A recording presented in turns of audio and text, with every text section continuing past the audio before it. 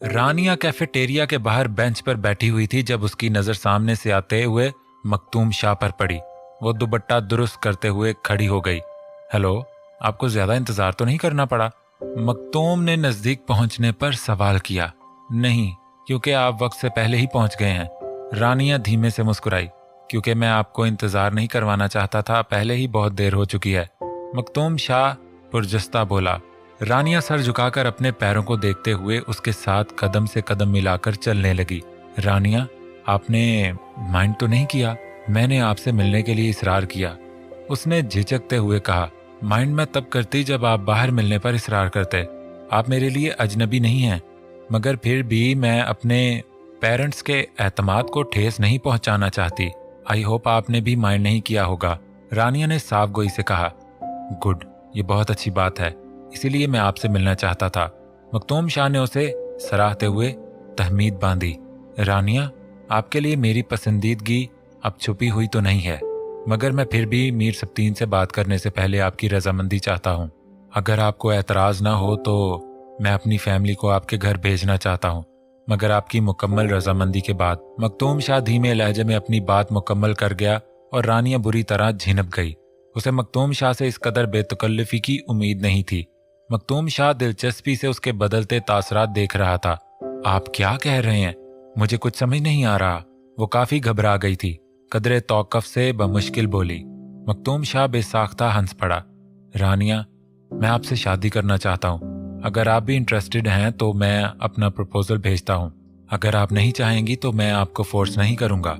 मखतूम शाह ने सादगी से कहते हुए फैसले का इख्तियार उस पर छोड़ दिया। आप मेरी और अपनी फैमिली के दरमियान कशीदगी को जानते हुए भी ऐसा क्यों सोच रहे हैं? शायद आपको अंदाजा नहीं, ये इम्पॉसिबल है।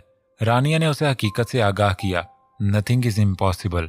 मैं हर पहलू पर सोच चुका हूँ, और अगर आप साथ देंगी तो मैं इस कशीदगी को खत्म करने के लिए भी स्टेप लूंगा। उसके बाद ही मैं अपने पेरेंट्स से बात करूंगा। वो पुरुमीद था। इस मामले में मेरी राय सरासर मुख्तलिफ है। सजावल भाई और मुआज़म शाह इस कशीदगी को कभी खत्म नहीं होने देंगे। वो दोनों इस रास्ते से नहीं गुजरते। जिससे पहला गुजर जाए, कुजा वो इस रिश्ते के लिए राजी हो जाएं और दुश्मनी खत्म कर दें। वो नफी में सर हिलाते हुए बोली। बड़ों से ज्यादा तो इन दोनों ने दुश्मनी को अना का मसाला बना लिया है। जाफर अंकल और आपके बाबा इन दोनों का भरपूर साथ देते हैं। ऐसे हालात में आप तन्हा ही ऐसी कोई कोशिश करेंगे भी तो कामयाब नहीं हो सकेंगे। रानिया मायूसी से कह रही थी, और जो वो कह रही थी वो कुछ गलत भी नहीं था। आई थिंक एक नेक काम के लिए कोशिश करने में कोई हर्ज नहीं है।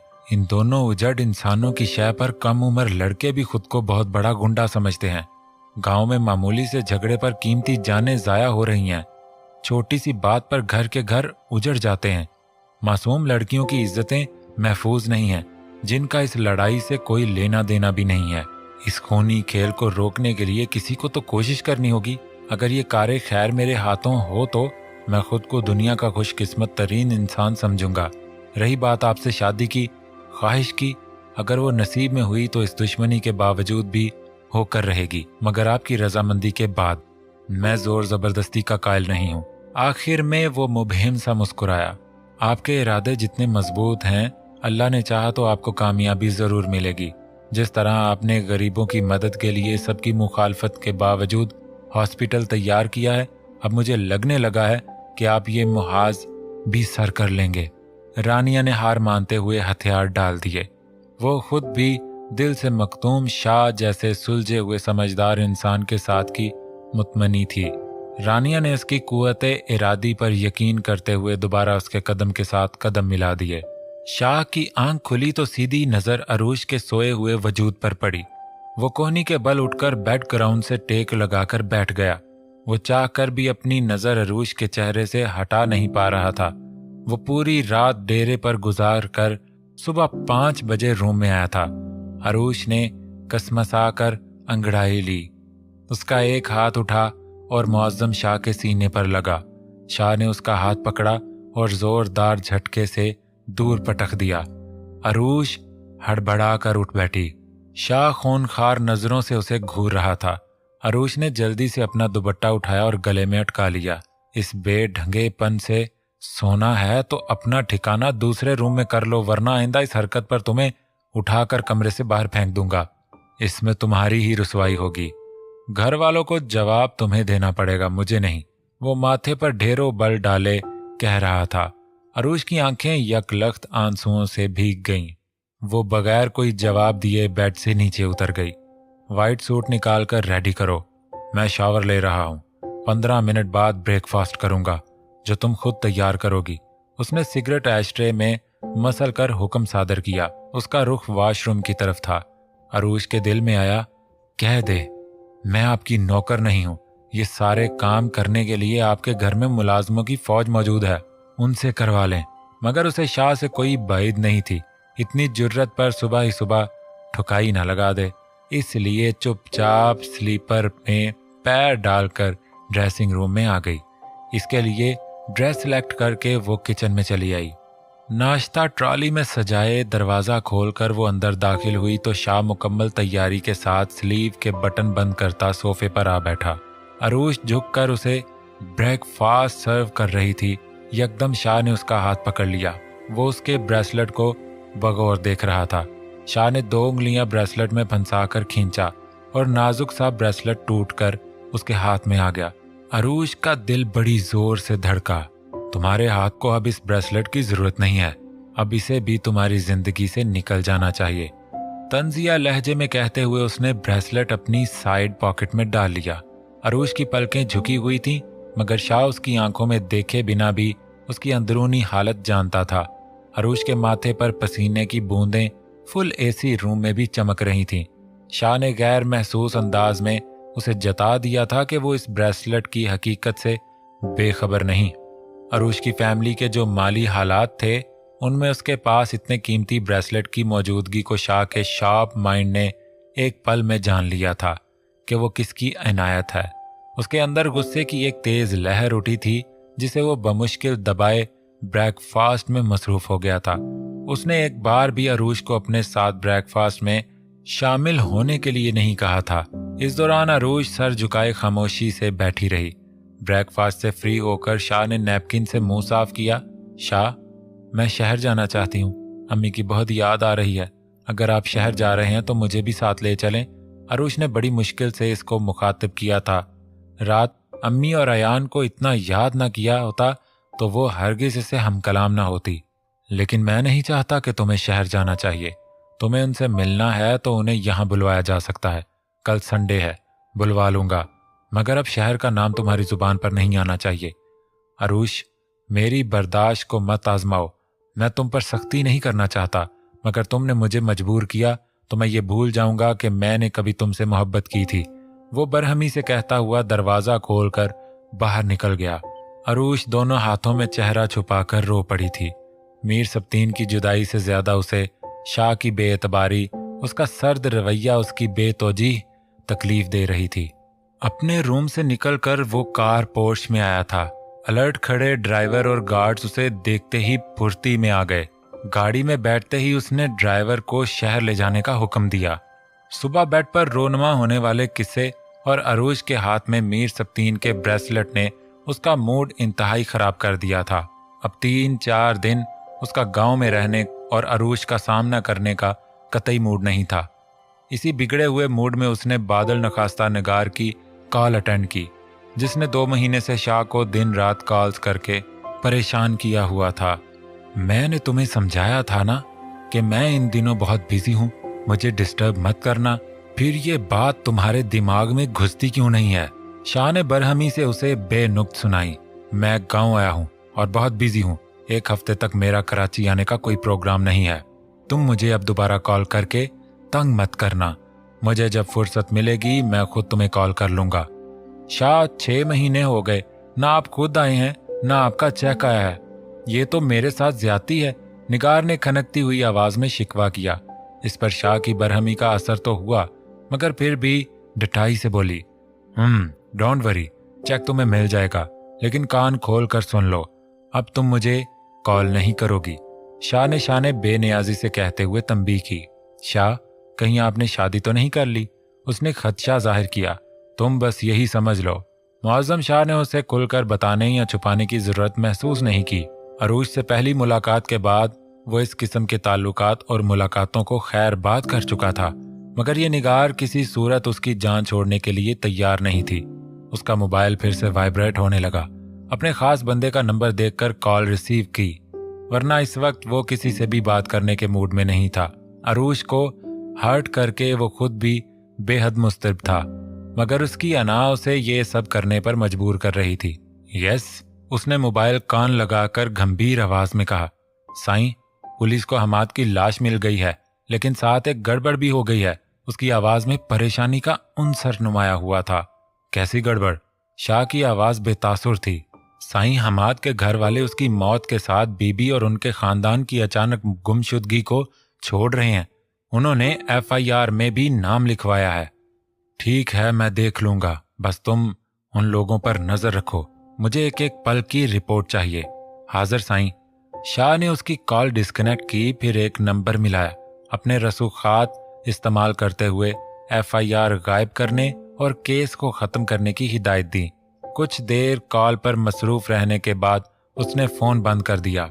इस तमाम दौरानिये में उसकी पेशानी पर गहरी तफक्कुर की लकीरों का जाल फैला हुआ था। कॉल से फारिग होकर उसने ड्राइवर को मुखातिब किया। नवाज। जी साईं। यह मेरी तरफ से अपनी बीवी को दे देना। उसने पॉकेट से ब्रेसलेट निकालकर उसकी तरफ उछाला। ड्राइवर ने चमकती आंखों से कीमती ब्रेसलेट को देखा और पॉकेट में डाल लिया। मेहरबानी साईं। हाँ। शाह को वो ब्रेसलेट अपने पहलू में किसी जहरीले सांप की मानद लग रहा था। उसे निकालते ही जैसे सुकून सा मिल गया था। वो सीट की पुश्त से टेक लगाए सिगरेट के कश लेते हुए मुसलसल अरूश के बारे में ही सोच रहा था। गाड़ी की दबीज खामोशी में उसकी धीमी सी बड़बड़ाहट गूंजी। डिम्पल गर्ल। जरताज लम्हे के 1000वें हिस्से में दरख्त की ओट में हो गई। सर से ओढ़ी हुई चादर को मजीद नीचे खींच लिया, मगर मुअज्जम शाह की नजर उस पर पड़ी ही नहीं थी। वो जरताज के सामने से निकलता चला गया। उफ। जरताज ने गहरा सांस खारिज किया और वहीं खड़ी रहकर सोचने लगी कि आगे जाए या वापस घर चली जाए। वो अंदर तक इतनी खौफजदा हो गई थी कि दिल चाह रहा था वापस घर लौट जाए, मगर दूसरी तरफ मीर सजावल के गुस्से से भी खाइफ थी। अगर वो नहीं जाती तो मीर सजावल ने बनफ्से नफीस रात को घर पहुंच जाना था। इसी ख्याल के तहत उसके कदम खुद ब खुद मीर की बताई हुई जगह के सिमत बढ़ने लगे, जहां वो बेसब्री से उसका इंतजार कर रहा था। मीर सजावल की नजर ने दूर से आती जरताज को निकाब में भी पहचान लिया और खुशी के इजहार में इंडिकेटर देने लगा। फिर वो यकदम बाहर निकला और घूमकर जरताज के लिए फ्रंट डोर खोलकर खड़ा हो गया। दिलबर, अगर तुम आज नहीं आती तो मैं तुम्हारे घर पहुंचने के लिए रात का भी इंतजार नहीं करने वाला था। नजदीक पहुंचने पर उसने बेख्तियार जरताज को बाजुओं से पकड़कर गोल चक्कर में घुमा डाला। जरताज का दिल तो पहले ही पत्ते की तरह लरज रहा था। मीर सजावल के इतने वालेहाना इस्तकबाल पर वो बेहोश होने को थी। मीर ने जबरदस्त कहकहा लगाकर उसे गाड़ी में बिठा दिया। उसने ड्राइविंग सीट पर बैठकर अपने गीले बालों में उंगलियां चलाते हुए भरपूर नजर जरताज के भीगे सरापे पर डाली। बारिश की तेज बौछार ने इन दोनों को भिगो दिया था। जरी, परेशान लग रही हो, सब खैर तो है ना? जरताज की आंखों में लहराते खौफ के साए मीर सजावल को बेचैन कर गए। उसने हाथ बढ़ाकर जरताज का निकाब हटा दिया। मीर साईं, मुझे बस जल्दी जाना है, शाम हो रही है। बाबा भी घर पर हैं। अगर ज्यादा देर हो गई तो अम्मा उन्हें मुझे बुलवाने के लिए भेज देंगी। वो मुअज्जम शाह का जिक्र यकसर छुपा गई, वरना मीर सजावल ने फौरन भड़क जाना था। देखो दिलबर, मैं 1 घंटे से पहले तुम्हें हरगिज नहीं जाने दूंगा।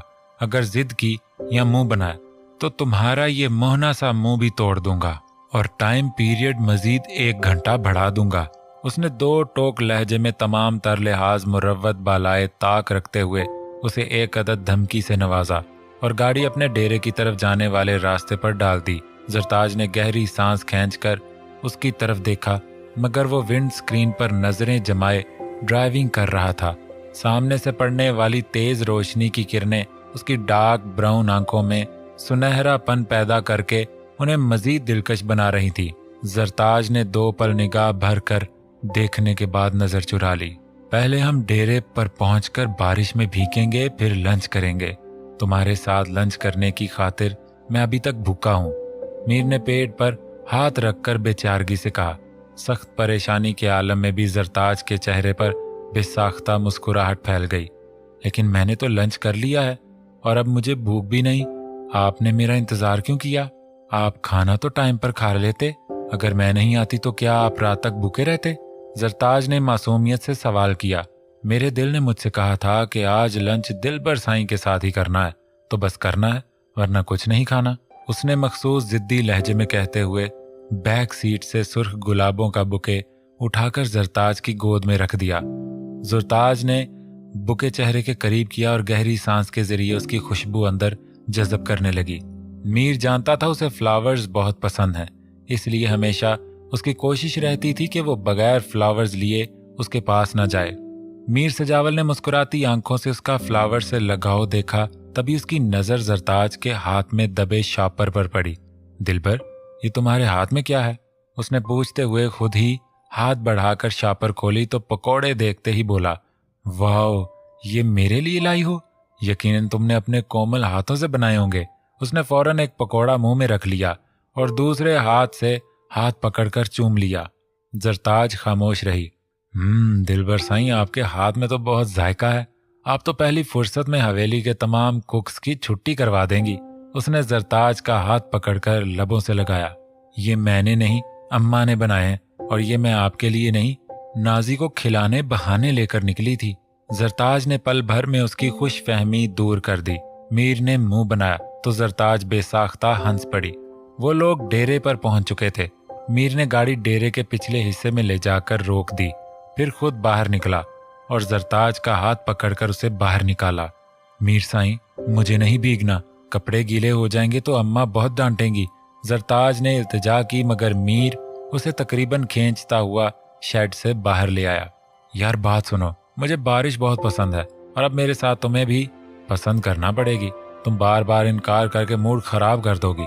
प्लीज मौसम को एंजॉय करो मेरे साथ। थोड़ी देर के लिए अपनी फैमिली को, मेरी फैमिली को, गांव वालों को, इस पूरी दुनिया को भूल जाओ और सिर्फ मुझे याद रखो। उसने जरताज के होंठों पर उंगली रखकर उसे खामोश करवा दिया। मीर उसके शोल्डर पर अपना बाजू फैलाए दूर तक फैले सब्जे की तरफ बढ़ रहा था। बारिश के पानी से सारा नजारा धुलकर शिफाफ हो गया था। कुदरत के रंग हर सू बिखरे हुए थे और मीर सजावल अपने पसंदीदा मौसम में जरताज के साथ पर दीवाना हो रहा था। जरी, तुम बूढ़ी भी हो जाओगी, स्टिक के सहारे चलोगी, तब भी हम हर बरसात में यहाँ आकर अपनी इस मुलाकात की यादें ताज़ा करेंगे। जरताज ने सर उठाकर उसे जरा सा घूरा, जो मुस्कुराहट दबाए मजे से नजरें चुरा गया था। सिर्फ मैं बूढ़ी हो जाऊंगी? जरताज ने उंगली से अपनी तरफ इशारा करते हुए मैं को खींचा। जाहिर सी बात है, तुमने कभी सुना नहीं, मर्द कभी बूढ़े नहीं होते। मीर सजावल ने बड़ी शान से कहा। नहीं, मैं ऐसी बातें नहीं सुनती, और आप मुझसे पहले बूढ़े हो जाएंगे, क्योंकि मैं उम्र में आपसे पूरे 7 साल छोटी हूँ। वो मुंह फुलाए बोली। मीर सजावल का खूबसूरत जिंदगी से भरपूर कहकहा फिजा में बिखरा। हाँ, फिर जब तुम इतनी बूढ़ी हो जाओगी कि स्टिक के सहारे चलने लगोगी, तब मैं दूसरी या फिर तीसरी शादी कर लूंगा। मगर मेरी मोहब्बत सिर्फ और सिर्फ तुम्हारे लिए ही होगी। डोंट वरी, तुम कभी भी जेलस मत होना। ये मत समझना कि मीर सजावल अब बदल गया है। मेरे प्यार और तवज्जो का मरकज तुम ही रहोगी। मीर बारिश की बूंदों पर नजर जमाए जरताज के चेहरे पर फैलते तहय्यर को मुकम्मल नजरअंदाज किए बोले जा रहा था। जरताज ने एक झटके से उसका बाजू अपने शोल्डर से हटाया और बगैर कोई जवाब दिए खामोशी से चंद कदम आगे बढ़ गई। मीर ने झपट कर उसका हाथ पकड़कर अपनी तरफ खींचा। 100 साल की भी हो जाओगी, तब भी मैं तुम्हें यूं ही चाहूंगा। मरते दम तक तुम्हारे लिए मेरी चाहत में कमी नहीं आएगी। दिलबर साईं, तुम मेरी पहली और आखिरी मोहब्बत हो और हमेशा रहोगी। उसने यकदम ही कहते हुए जरताज को बाजुओं में उठाकर जोरदार चक्कर दे डाला। बारिश की बूंदें जरताज के चेहरे पर गिर रही थीं। उसने आंखें मींच ली। मीर ने पुरशौक नजरों से जरताज को देखा। सरसब्ज नजारे से ज्यादा हसीन रंग मीर के चेहरे पर बिखरे हुए थे। बारिश की बूंदें जरताज के गुलाबी चेहरे पर शबनम के कतरों की मानंद चमक रही थीं। मीर सजावल मबहूत सा होकर उसे तकने लगा, मगर वहां कोई और भी था जो कीना तोज नजरों से ये मंजर देख रहा था, और शायद इन दोनों की मोहब्बत के चांद पर ग्रहण साबित होने वाला था।